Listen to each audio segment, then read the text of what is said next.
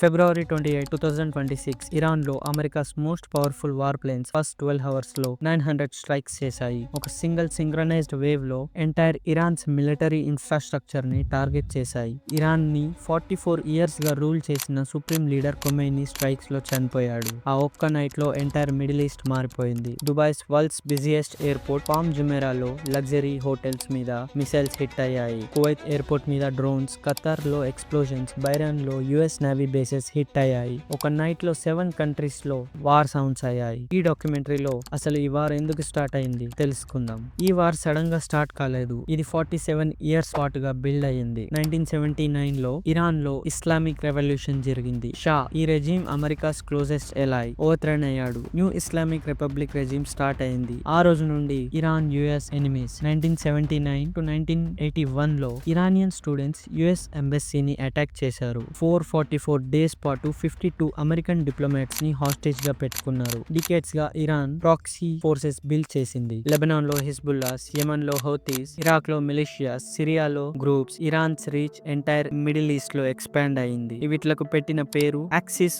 Of resistance అని పేర్లు పెట్టుకుంది. కానీ central issue nuclear program. Iran uranium enrich చేయడం స్టార్ట్ చేసింది. మెడికల్ పర్పసెస్ కోసం, పీస్ఫుల్ పర్పసెస్ కోసం అన్నారు. కానీ America, Israel nuclear bomb build చేస్తున్నారు అని అన్నారు. 2015 లో ఒక డీల్ అయ్యింది. JCPOA ఇరాన్స్ ఎన్రిచ్ లిమిట్ చేసుకుంది. శాంక్షన్స్ లిఫ్ట్ అయ్యాయి. 2018 లో ట్రంప్ డీల్ నుండి వాకౌట్ చేశాడు. ఇరాన్ ఎన్రిచ్మెంట్ రిస్టార్ట్ చేసింది. 2025 జనవరిలో ఇరాన్ యురేనియం 60% ఎన్రిచ్ చేసింది. న్యూక్లియర్ బాంబ్ కి జస్ట్ ఫ్యూ వీక్స్ ఎఫర్ట్ పెడితే చాలు. IAEA Iran is closer to nuclear weapon than ever before అన్నారు. ఇది alarm bell. June 25 Israel operation Rising Lion launch చేసింది. US joined Isfahan nuclear sites మీద bombing చేశారు. 12 days war తర్వాత ceasefire అయ్యింది. కానీ వార్ ఎండ్ కాలేదు. ఇరాన్ రికవరీ స్టార్ట్ చేసింది. ఫిబ్రవరి 2026 ఒమాన్ మీడియేషన్ లో ఇరాన్ యుఎస్ కి ఇండైరెక్ట్ టాక్స్ అయ్యాయి. Oman FM said that the peace deal is within our reach. కానీ సేమ్ నైట్ వార్ స్టార్ట్ అయింది. ట్రంప్ తర్వాత అన్నాడు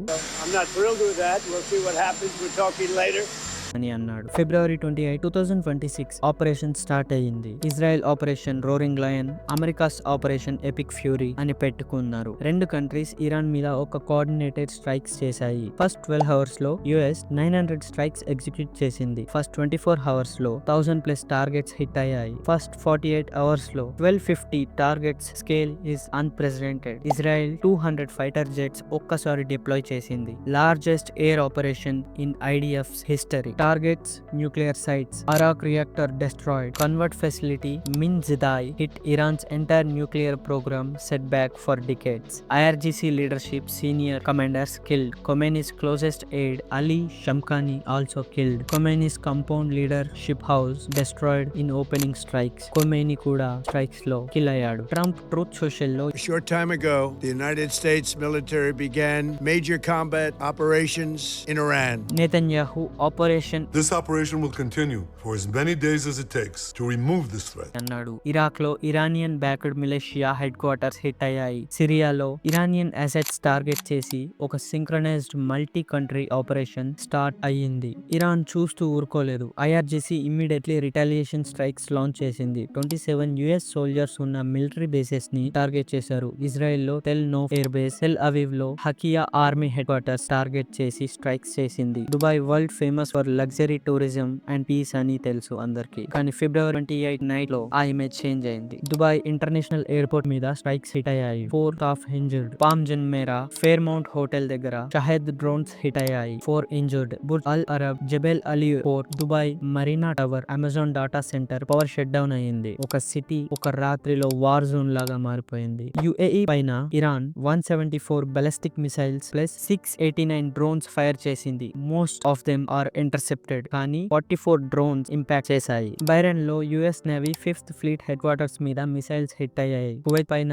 Iran 97 ballistic missiles plus 283 drones fire చేశారు. Airport fuel depots కి huge fire blast అయ్యింది. US embassy nearby smoke తో నిండిపోయింది. Kuwait airport చాలా డ్యామేజ్ అయింది. Qatar Al Udeid air base largest US air base in region. దీనిపైన Iran 44 missile plus 8 drones fire చేసింది. 16 people injure అయ్యారు. By March March 5 Iran total 500+ ballistic missiles 2000+ drones fire చేసింది. 60% America పైన, 40% Israel కి. Iran లో ఒక complicated picture. Tehran లో Khomeini loyal people streets లో morning death to America, death to Israel అని చాంట్ చేశారు. కానీ సేమ్ ఇరాన్ లో అదర్ నైబర్హుడ్స్ లో పీపుల్ సెలబ్రేట్ చేసుకున్నారు. మార్చ్ 1 రోజు ఇంటరిమ్ లీడర్షిప్ కౌన్సిల్ అనౌన్స్ అయింది. Khamenei son Mojtaba Khamenei March 8 నాటికి న్యూ సుప్రీం లీడర్ గా ఎలక్ట్ అయ్యాడు. Golestan palace UNESCO world heritage site strikes లో డ్యామేజ్ అయింది. మినాబ్ లో సివిలియన్స్ కిల్డ్. ఒక girls elementary school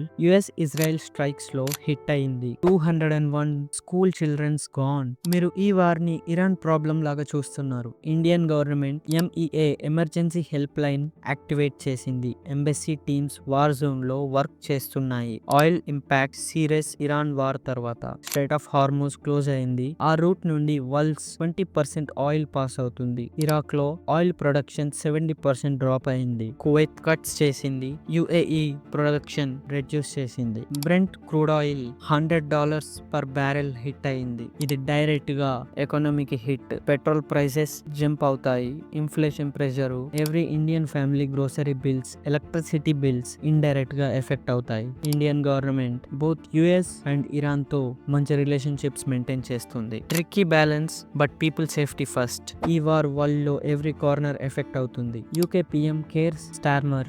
This government does not believe in regime change from the skies. The lessons of history have taught us that it is important when we make decisions like this. అన్నాడు. Ukraine war కి justified అని support ఇచ్చి Germany same, Argentina same. Iran nuclear programme ఆగకపోవడం correct అన్నారు. Russia attack ని condemn చేసింది. పాకిస్తాన్ లో massive protests అవుతున్నాయి. యుఎస్ కాన్సులేట్ కరాచీలో స్టోమ్ అయ్యింది. 9 people killed in clashes. Streets లో డెత్స్ టు అమెరికా స్లోగన్స్ వినపడ్డాయి.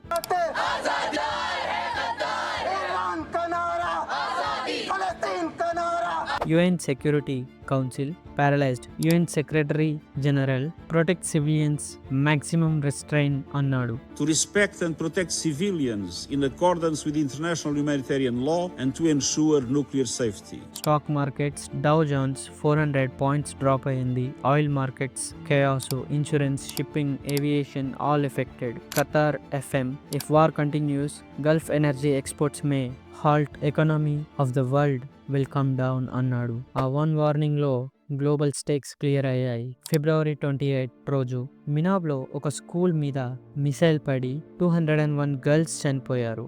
వాళ్ళకు ఈ వార్కి ఏం సంబంధమే లేదు. ఆ కంట్రీస్ కి ఎనిమీస్ కాదు. ఇది వార్స్ అగ్లియెస్ట్ ట్రూత్.